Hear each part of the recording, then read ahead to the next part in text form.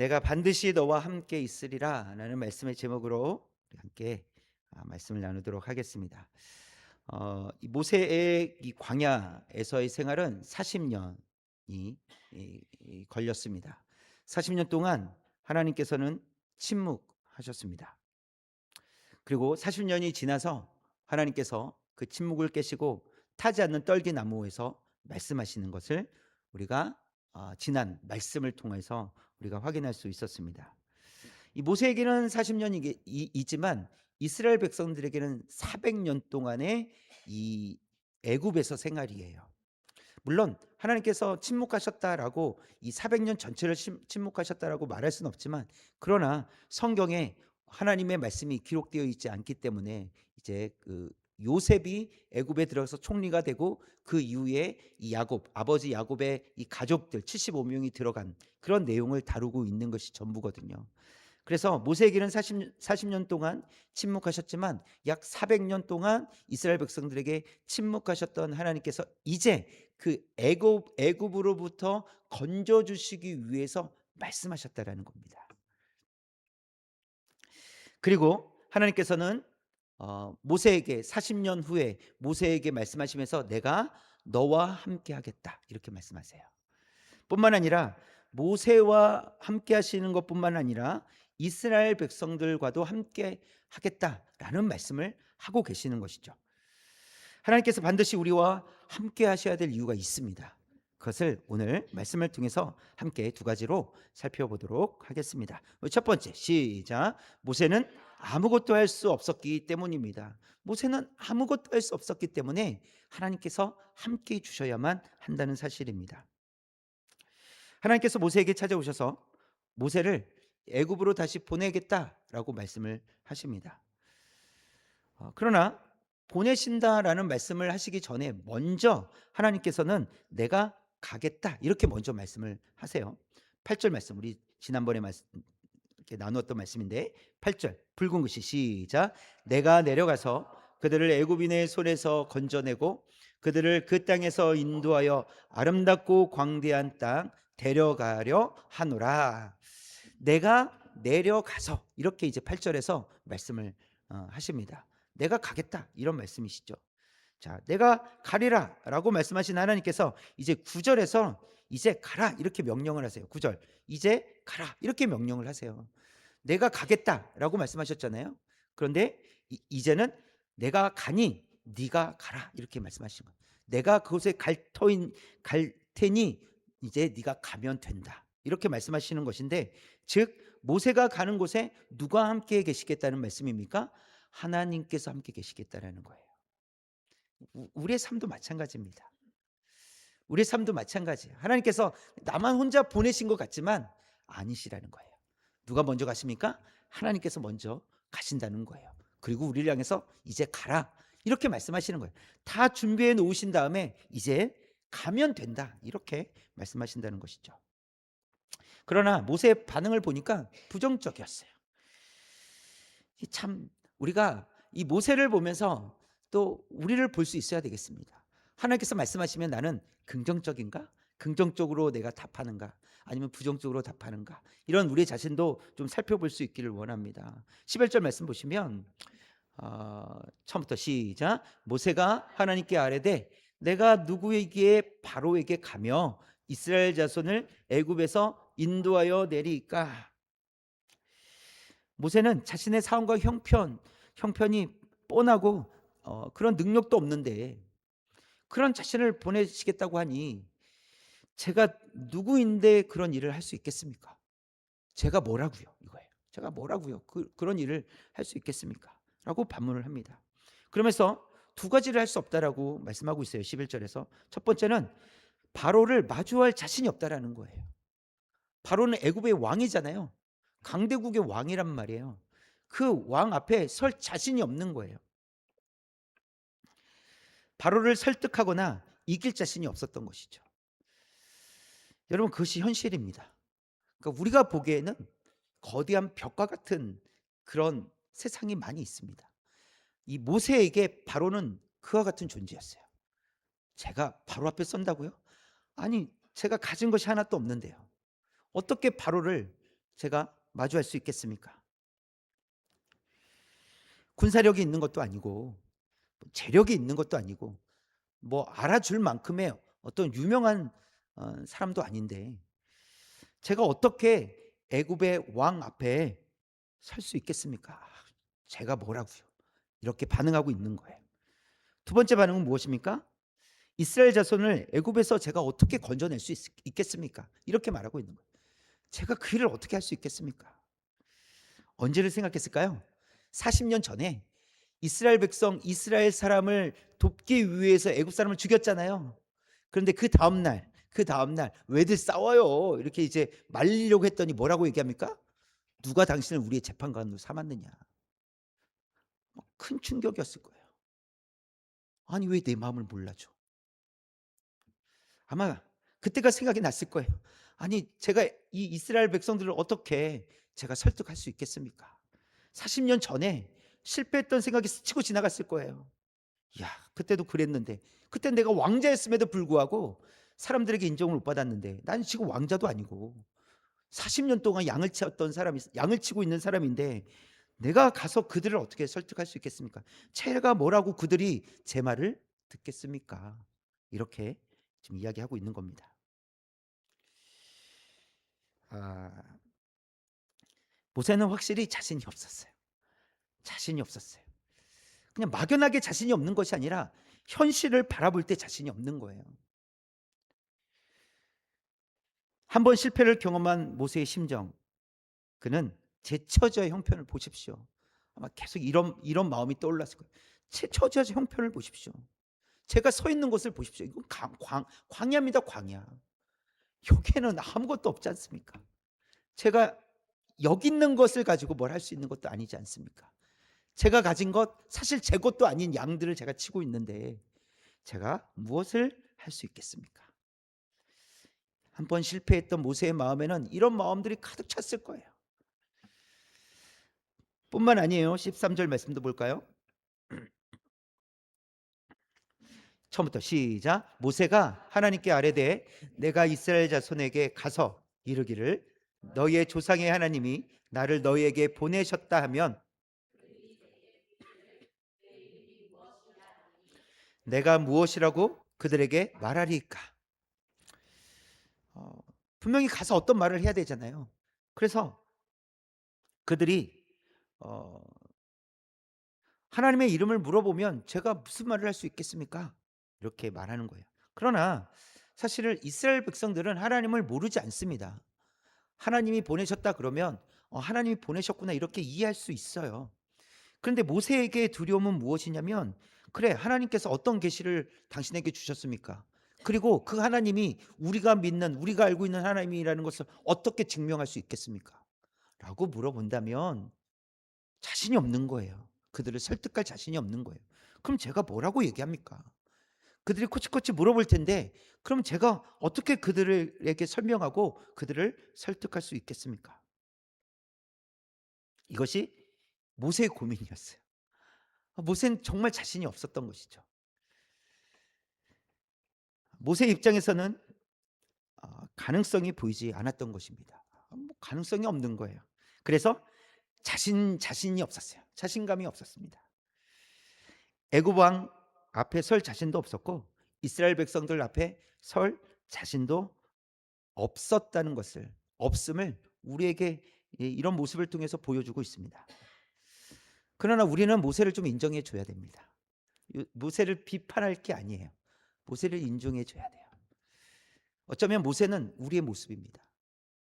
우리도 얼마나 자신 없어하고 우리가 보이지 않는 길을 마치 걷는 것처럼 그래서 난 참 자신 없다.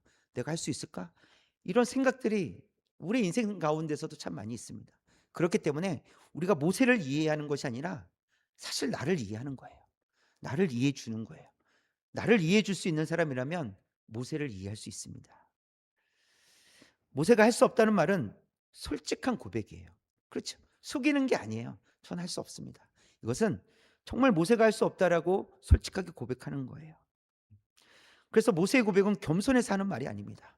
겸손한 게 아니에요. 정말 못하는 거예요. 정말 할 수 없다라고 말하는 것입니다. 정말 자신이 없는 거예요. 그러나 여러분, 오히려 솔직한 것이 도움이 될 때가 있습니다. 솔직한 것이 도움이 될 때가 있어요. 왜냐하면 보세요.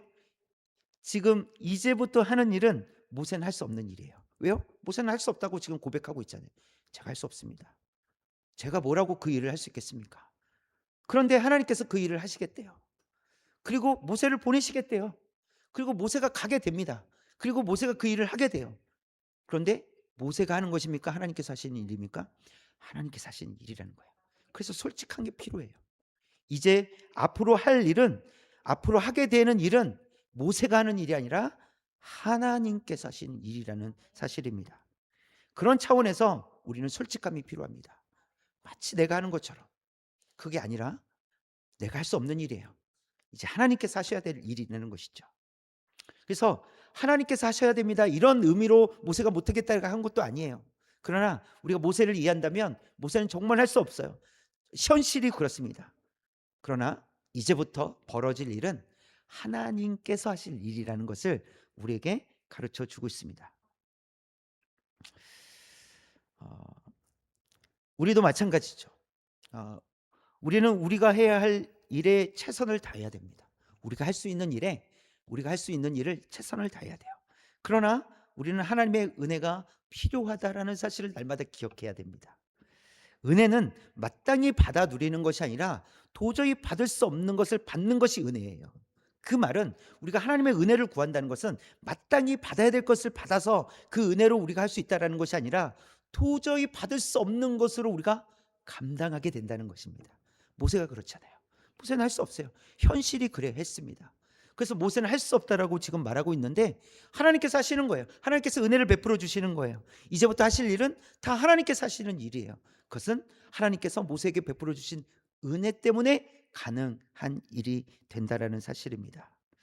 모세는 앞이 보이지 않았어요, 사실. 너 가라라고 했을 때 제가 어떻게 갑니까? 아무것도 보이지 않았어요. 그냥 두려움 뿐이었어요. 어두운 뿐이었죠. 바로를 생각하면 두려웠을 거예요. 이스라엘 백성들을 설득한다라고 생각하면 너무 힘이 들었을 거예요. 내가 할 수 있을까?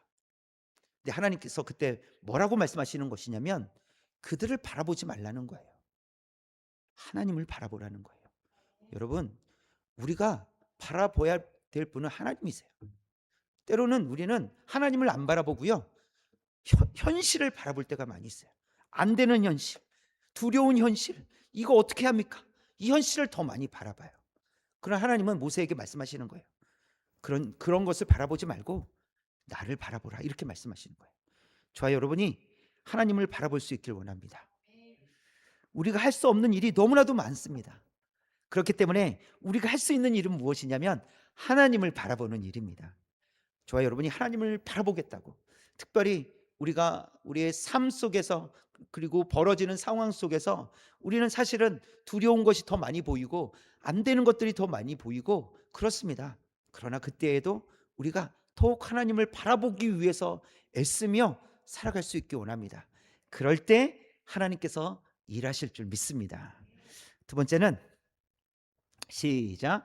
하나님은 스스로 계신 분으로서 능치 못할 일이 없으시기 때문입니다. 그래서 하나님은 우리와 함께 계셔야 된다는 거예요. 그 하나님은 우리와 함께 계셔야 됩니다. 능치 못할 일이 없으시기 때문에 그렇습니다. 14절 말씀 볼까요? 붉은 것이 시작. 나는 스스로 있는 자이니라. 하나님께서 말씀하시는 거예요. 나는 스스로 있는 자다. 이렇게 말씀하세요. 화면을 보시면 네, 나는 스스로 있는 자이니라라고 하시는 말씀은 현재형으로서는 나는 나다 이렇게 말씀하시는 거예요. 나는 나다. 뭐 설명이 너무 짧아요. 이게 무슨 설명이 되죠? 그러나 나는 나다 이렇게 말씀하시는 거예요. 스스로 계신 분이시다 이런 의미예요. 스스로 있는 자다. 그리고 독립적인 분이에요. 누가 만드신 분이 아니에요. 스스로 계신 분이시라는 거예요. 그래서 하나님께서 가르쳐 주시지 아니하시면 누구도 하나님을 알 수 없고 누구도 하나님을 규정할 수 없다라는 거예요. 그래서 나는 스스로 있는 자다. 그래서 현재형으로서 나는 나다. 나는 나다. 이렇게 좀 불친절해 보이지만 하나님이 이렇게 말씀하십니다. 나는 나다. 나는 독립적으로 있다. 나는 스스로 있다. 이렇게 말씀하시는 거예요. 그런데 이걸 미래용으로 좀 생각을 해보면 이렇습니다. 읽어볼까요? 검은 글씨 시작. 나는 내가 될 바로 그 존재가 될 것이다. 이렇게 말씀하시는 것도 이게 말이 왜 이렇게 좀 어려워 이럴 수 있어요. 나는 내가 될 바로 그 존재가 될 것이다. 이 미래형이라는 것은 앞으로 하나님께서 하실 일을 하심으로써 증명해 내시겠다라는 거예요. 그래서 애굽에 10가지 재앙을 내리심으로써 이를 누가 하시냐는 거예요. 나다. 그게 나다. 이렇게 말씀하시는 거예요. 이스라엘 백성들을 애굽에서 탈출시켜 주심으로 인해서 그 너희들 탈출시켜 준 존재가 바로 나다. 이렇게 말씀하시는 거예요. 앞으로 될 바로 그 존재가 될 것이다. 그 일을 내가 한다. 그리고 너희들은 앞으로 그 일을 할 나를 보게 될 것이다. 이렇게 말씀하시는 거예요. 그래서 가나안 땅에 들어갈 가나안 땅에 입성하는 그 이스라엘 백성들이 이것은 하나님께서 하셨다. 바로 하나님이시다. 애굽에서 탈출해서 가나안 땅에 들어가게 하시는 분이 바로 하나님이시다. 나중에는 지금은 너희들이 모를 수 있으나 나중에는 확인이 된다는 거예요. 그래서 나는 내가 될 바로 그 존재가 될 것이다. 너희들은 그것을 앞으로 보게 될 것이다. 이렇게 말씀하시는 거예요. 꼭 봐야지만 하나님이시지 아니라 하나님은 반드시 그 일을 이루신다라고 말씀하시는 겁니다. 그래서 이스라엘을 구원하심을 통해서 하나님께서 하나님 되심을 드러내신다 이렇게 말씀하시는 거예요. 그것을 스스로 있는 자다 이렇게 말씀하십니다. 성경 다른 곳에서도 하나님이 스스로 계신 분이시라는 것을 증거하고 계세요. 시편 90편 2절 시작. 산이 생기기 전 땅과 세계도 주께서 조성하시기 전 곧 영원부터 영원까지 주는 하나님이시니이다. 보세요. 산이 생기기도 전 땅과 세계도 주께서 조성하시기 전 만들어지기 전에 영원부터 영원까지 우리가 알 수 없는 영역이라는 거예요. 주는 하나님이시라는 거예요. 이것을 굳이 하나님은 더욱 친절하게 우리에게 이것을 설득하듯이 말씀하실 필요가 없어요. 왜요? 우리는 이해할 수 없거든요. 영원부터 영원까지가 이해가 되지 않는 걸요. 이게 무슨 말인지 우리는 몰라요. 시간이 있었을 때 비로소 우리는 시간이라는 개념을 가지고 생각해요. 그러나 영원부터 영원까지라는 것은 시간의 개념이 없는 영역을 얘기하는 거예요. 우리는 알 수 없어요. 그냥 우리에게 말씀하시는 거예요. 영원부터 영원까지 주는 하나님이시다. 또 요한계시록 1장 8절 시작. 주 하나님이 이르시되 나는 알파와 오메가라. 이제도 있고 전에도 있었고 장차 올 자요 전능한 자라 하시더라. 전에도 계셨고 이제도 지금도 계시고 전에도 계셨고 장차 오시는 과거와 현재와 미래에 계시는 하나님이시다. 이렇게 말씀을 하고 있습니다. 또 말라기서 3장 6절인데요. 시작. 나 요한은 변하지 아니하나니 그러므로 야곱의 자손들아 너희가 소멸되지 아니하느니라. 하나님께서는 변하지 않으신다. 항상 그대로 존재하신다 라고 말씀하고 있습니다. 그 하나님께서 우리를 택하여 주셨기 때문에 우리가 소멸되지 않는다. 멸망하지 않는다. 이렇게 말씀하고 있습니다. 그러면 스스로 계신 하나님께서 어떤 일을 하실까요? 첫 번째는 우리와 함께 하십니다. 그 하나님, 전능하신 하나님, 능치 못할 일이 없으신 그 하나님께서 우리와 함께 하시는 줄 믿습니다. 12절 말씀, 12절 말씀 붉은 글씨 시작. 내가 반드시 너와 함께 있으리. 반드시 내가 너를 축복하리라고 찬양했었잖아요. 내가 반드시 너와 함께 있으리라. 하나님의 약속의 말씀이에요. 모세는 두려워했고 할 수 없다는 말만 할 뿐이었습니다. 그러나 항상 계신 하나님께서 내가 너와 함께 하겠다, 모세와 함께 하시겠다고 말씀해 주셨습니다. 이와 동일한 말씀을 사실 예수님께서 제자들을 향해서 말씀을 하셨어요. 내가 세상 끝날까지 너희와 항상 함께 있으리라. 근데 그때 어떤 상황이었어요? 예수님께서 승천하시는 상황이었어요. 승천하시기 직전이었어요. 아니 가실 거면서 어떻게 항상 함께 하세요? 우리 눈에 보이지 않는 그 예수님, 우리 눈에 보이지 않는 하나님, 우리 눈에 보이지 않는 성령님, 우리와 함께 계시는 줄 믿습니다. 이것이 하나님의 약속이에요. 우리가 믿어서 그렇게 하시는 것이 아니라 하나님께서 그렇게 하시겠다고 약속하신 거예요. 그래서 우리가 믿지 않아도 하나님 우리와 함께 하세요. 그러니까 믿지 않는 사람에게 함께 하시는 것이 아니라 믿는 자들에게 함께 하시는 줄 믿습니다. 또 예수님은 올라가시면서 승천하시기 전에 제자들을 향해서 내가 보혜사 성령을 너에게 보내주겠다. 또 이렇게 말씀하세요. 그래서 지금은 성령께서 우리 가운데 임재하여 주셔서 우리와 함께 계시는 줄 믿습니다. 요한복음 14장 16절 붉은 글씨 시작. 보혜사를 너에게 주사 영원토록 너희와 함께 있게 영원토록 이렇게 말씀하세요. 영원토록 하나님께서 우리를 떠나지 않으시는 줄 믿습니다. 지금도 성령님께서 우리와 함께하여 주시는 줄 믿습니다. 그렇기 때문에 우리와 함께 하신다는 거예요. 약속의 말씀대로 지금도 함께 하시는 줄 믿습니다. 두 번째는 중보자를 보내어 주십니다. 14절 말씀 볼까요? 붉은 글씨 시작. 너는 이스라엘 자손에게 이같이 이르기를 스스로 있는 자가 나를 너희에게 보내셨다 하라.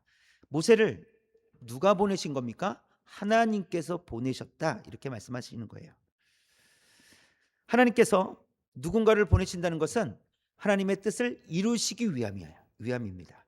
모세를 보내신 이유는 이스라엘 백성들을 애굽 땅에서 건져내시기 위해서, 그리고 가나안 땅으로 인도하여 주시기 위해서 하나님께서 모세를 보내신 것입니다. 이 사건이 우리에게 의미 있는 이유는 모세를 통해서 이스라엘 백성들을 건져 주신 것처럼 예수 그리스도를 우리에게 보내주셔서 죄와 사망으로부터 우리를 건져 주셨기 때문에 의미가 있는 거예요. 이 시간적으로 간격의 차이가 매우 길잖아요. 그런데 구약 시대에 있었던 이스라엘 백성들을 구원해 주셨던 그 하나님께서 동일한 방식은 아니지만 비슷한 방식으로 예수 그리스도를 이 땅에 보내어 주셔서 우리를 죄와 사망으로부터 건져 주셨다라는 사실입니다. 우리를 위해서 예수님을 보내주신 것이죠. 이스라엘 백성들을 위해서 모세를 보내주신 것처럼 우리 죄와 우리를 사망으로부터 건져주시기 위해서 예수님을 우리에게 보내주셨다라는 사실입니다. 즉 하나님께서는 우리를 홀로 두지 않으신다 이렇게 말씀하시는 거예요. 좀 외로워도요, 아니 외로워 보여도, 외롭게 느껴져도 하나님 우리를 홀로 두지 않으십니다. 우리와 함께 하시는 하나님이신 줄 믿습니다. 세 번째는 언약을 성실하게 성취하시는 분이십니다. 그러니까 언약을 반드시 지키신다는 거예요. 15절 말씀에 보면, 그래서 붉은 글씨 시작. 아브라함의 하나님, 이삭의 하나님, 야곱의 하나님께서 나를 너희에게 보내셨다 하라. 하나님께서 보내셨다라고 표현하지 않고 아브라함의 하나님, 이삭의 하나님, 야곱의 하나님께서 보내셨다 하라 이렇게 말씀한다는 거예요. 왜 이렇게 말씀하시는 겁니까? 아브라함과 언약하셨던 하나님, 이삭과 언약하셨던 하나님, 야곱과 언약하셨던 하나님께서 언약하시는 대로 이제 이루신다는 거예요. 잊지 않으신다. 반드시 성취하신다. 이렇게 말씀합니다. 그래서 결국 이 가나안 땅에 이스라엘 백성들은 들어가게 되잖아요. 하나님께서 언약하신 대로, 약속하신 대로 반드시 그것을 실현시키신다, 성취하신다라는 것을 우리에게 보여주십니다. 예수님께서 2000년 전에 이 땅에 오셔서 십자가를 지셨어요. 그것은 하나님의 계획하신 일이에요. 이스라엘뿐만 아니라 지금 우리까지도 구원하시기 위해서 예수님을 이 땅에 보내주신 것이죠. 그리고 예수님께서 승천하신 이후에 반드시 다시 오겠다 이렇게 약속을 하세요. 그리고 다시 오실 때에는 이제는 심판주로 오신다고 그랬어요. 구원의 주로 오신다고 그랬어요. 그래서 믿지 않는 자들에게는 심판의 주가 되시겠지만 믿는 자들에게는 구원의 주로 오시는 거예요. 그래서 예수님께서 심판의 주로 오셔서 모든 것을 새롭게 하실 줄 믿습니다. 이 이야기가 예수님께서 다시 오신다는 이 말씀이 우리에게, 우리 이 현실 속에서 멀리 있는 것처럼 느껴져요. 아직은 일어나지 않을 것 같은 그런 마음이 들기도 합니다. 그러나 예수님은 어떻게 약속하셨어요? 속히 오리라 이렇게 말씀하셨어요. 속히 오리라 이렇게 말씀하셨어요. 언제 오실지 알 수가 없습니다. 그래서 먼 훗날에 이루어질 이야기가 아니라 약속이 아니라 지금 당장 이루어질 약속이라는 거예요. 속히 오시겠다. 그리고 곧 오셔서 약속하신 대로 반드시 성취하신다. 이렇게 말씀하고 있습니다. 우리가 항상 기뻐하고 감사할 수 있는 이유는 주님께서 다시 오실 때까지 하나님께서 우리와 함께 계시다는 이유 때문에 그렇습니다. 그래서 우리는 기뻐하고 감사할 수 있어요. 그때 가서 누릴 기쁨과 감사가 아니라 지금 이 순간 하나님께서 우리와 함께 계시기 때문에 누릴 수 있는 기쁨과 감사라고 할 수 있습니다. 그래서 이럴 때가 있습니다. 어제까지만 해도 발을 동동 구르며 이렇게 해결되지 않은 문제들이 하루아침에 해결될 때가 있잖아요. 누가 하신 것입니까? 하나님께서 하셨다고 우리는 고백할 수밖에 없습니다. 하나님께서 함께 하셨기 때문에 가능한 일이에요. 더 놀라운 일은 어제까지만 해도 근심과 걱정으로 불안했는데 그러니까 문제가 해결된 것도 아닌데 아무런 일이 일어나지도 않았는데 마음이 평안을 찾는 거예요. 많이 평안해진 거예요. 하나님께서 함께 하여 주시지 않으시면 누가 이런 평안을 누릴 수 있겠습니까? 하나님께서 주시는 평화인 줄 믿습니다. 우리에게는 불가능한 일이에요. 아니, 이를 막 근심으로 걱정으로 막 불안했었는데 어떻게 하루아침에 마음이 편안해질 수 있어요? 문제가 해결되지 않았는데. 근데 그런 일이 실제로 우리 삶 가운데 일어난다는 사실입니다. 그것은 하나님께서 우리와 함께 하시기 때문에 그렇습니다. 모세가 아무리 불안해하고 불가능하게 생각하고 부정적으로 생각해도 하나님께서는 하나님께서는 하나님의 뜻을 성취해 가신다는 것을 우리에게 보여주시는 것입니다. 우리가 아무리 못 믿겠어도 아무리 불안해하고 근심이 많아도 하나님은 하나님의 뜻을 이루어 가시는 줄 믿습니다. 그런데 왜 우리에게 그걸 자꾸 하나님의 말씀을 우리에게 주십니까? 하나님은 우리와 함께 하시고 싶으신 거예요. 하나님의 뜻을 우리를 통해서 이루어가고 싶으신 거예요. 왜요? 자녀니까. 자녀가 되었으니까 그 기쁨을 함께 누리고 싶으셔서 우리를 자꾸 초청하시는 거예요. 네가 해야 된다. 네가 해야 된다. 여기서 주저앉고 있으면 안 돼. 앞으로 가야지. 믿음으로 나아가야지 라고 하나님께서 우리에게 말씀하신다는 거예요. 그래서 그 기쁨을 하나님께서 하실 일을 하나님께서 이루어 가시는 그 일을 우리가 경험하고 누릴 수 있도록 하기 위해서 자꾸 우리에게 믿음으로 행하라고 고난 가운데서도 기쁨으로 그 길을 가라고 자꾸 그렇게 말씀하시는 거예요. 우리에게는 그것이 어려운 일일 수 있지만 어려운 일이겠죠. 그러나 하나님께서는 반드시 준비해 놓으시고 먼저 가셔서 준비해 놓으시고 이제 준비된 곳을 향해서 이제 네가 가라. 우리를 향해서 그렇게 말씀하시는 줄 믿습니다. 이제 우리는 믿음의 고백이 필요합니다. 전능하신 하나님께서 우리와 함께 하시면 저도 할 수 있습니다. 이런 믿음의 고백이 필요해요. 내가 하겠다는 것이 아닙니다. 또 우리가 무엇을 해야 된다는 그런 의미도 아닙니다. 주님께서 원하시는 일을 우리를 통해서 이루어 가실 거라는 그 하나님의 뜻을 아는 거예요. 믿는 겁니다. 그리고 그 믿음으로 고백하는 거예요. 하나님, 전능하신 하나님께서 나와 함께 하시면 저는 할 수 있습니다. 그래서 전능하신 하나님께서 저와 여러분의 가정에서도 함께 하시고 직장에서도 함께 하시고 학교에서도 함께 하시고 삶의 현장에서도 함께 하셔서 하나님의 뜻을 이루어 가실 줄 믿습니다. 그 하나님을 그 하나님 우리와 항상 함께 계신다는 것을 믿고 또 성령님의 인도하심을 따라 순종하며 살겠다고 고백하고 또 하나님께서 이루신 일들을 보고 경험하는 저와 여러분 되시기를 주님의 이름으로 축원합니다.